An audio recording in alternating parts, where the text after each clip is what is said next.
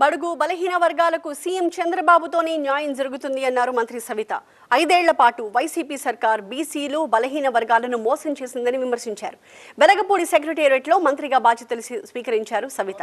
తన చేంబర్లో ప్రత్యేక పూజలు చేసి బీసీ సంక్షేమం, చేనేత, జౌళి శాఖల మంత్రిగా బాధ్యతలు స్వీకరించారు. మంత్రి సవితకు టీడీపీ నేతలు, తన శాఖల అధికారులు శుభాకాంక్షలు తెలిపారు. మెగా డిఎస్సీపై తొలి సంతకంతో చంద్రబాబు మాట నిలబెట్టుకున్నారు అన్నారు మంత్రి సవిత. త్వరలోనే బీసీ స్టడీ సర్కిల్స్ ఏర్పాటు చేస్తామని చెప్పారు.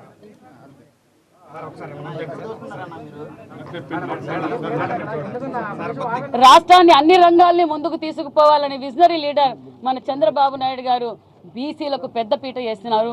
అదేవిధంగా 14 నుంచి 19లో చేసిన అభివృద్ధి కనిపిస్తుందే తప్ప 19 నుంచి 24లో చేసిన అభివృద్ధి శూన్యం.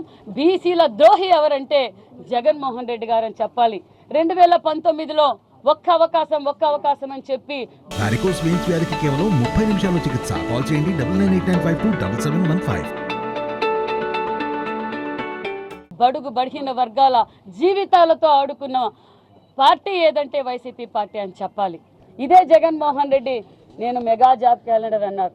5 సంవత్సరాల నుంచి ఆయన ఏం చేశారో మన అందరికీ తెలుసు. మాట నిలబెట్టుకున్న ముఖ్యమంత్రి మన చంద్రబాబు నాయుడు గారు తొలి సంతకం డిఎస్ఏ చేశారు. ఆ నేపథ్యంలోనే ప్రతి జిల్లాలో కూడా మేము study circles, BC study circles కూడా మొదలు పెడుతున్నాం.